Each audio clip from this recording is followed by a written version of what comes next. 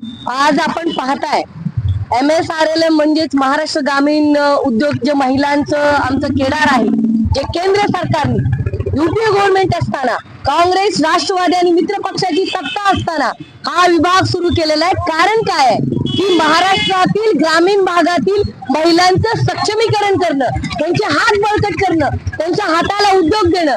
आज त्या महिलांचं केडर बंद करण्याचं पाप एक बिघाडी सरकार करते। आज आमच्या मागण्या काय येतो, मी जिल्हा परिषद सदस्य म्हणून या महिलांचं काम पाहिलेलं आहे।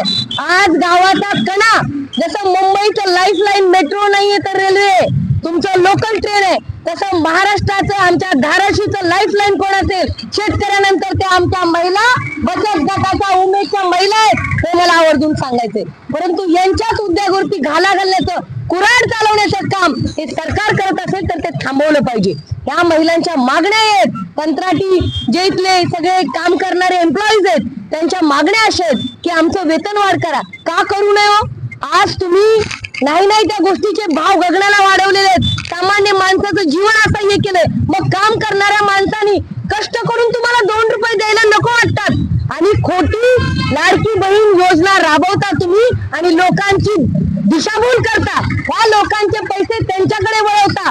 आज आदिवासी विभागाचा निधी असेल, ओबीसीचा निधी असेल, माझ्या मराठा बांधवांचा सारथी असेल, भारती असेल, महाज्योती असेल, या सगळ्या अल्पसंख्याकाचे, मराठा समाजाचे ज्या योजनेचे, ओबीसीचे ज्या योजनेचे निधी आहेत ते सगळे लाडक्या बहिणीकडे वळवलेत आणि त्यामुळं आज महिलांना काम करायला, कष्ट करणाऱ्या हातांना उपोषणाची वेळ आली आहे।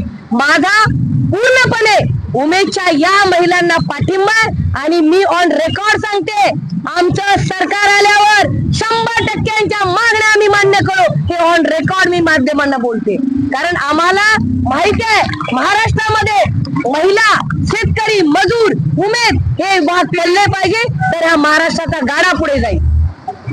माझं नाव पंचशीला जगधने, मी धाराशिव जिल्हा केडर संघटनेची अध्यक्ष आहे। तर गेल्या 4 वर्षापासून आमचा लढा आहे। आम्ही वेगवेगळे आंदोलन पण केले, मुंबईला आझाद मैदानामध्ये 2-3 वेळा आंदोलन केलं। मेन म्हणजे मला सांगायचं असं की ज्यावेळेस आपलं अभियान, उमेद अभियान म्हणजे गरिबी निर्मूलनासाठी, जे गरिबी निर्मूलनासाठी शासन जे काम करत आहे ते मूळ उद्देश आहे की गरिबी निर्मूलन, आणि केंद्रबिंदू आहे त्याचा महिला, ज्या की एकल महिला आहेत, निराधार महिला आहेत, विधवा महिला आहेत।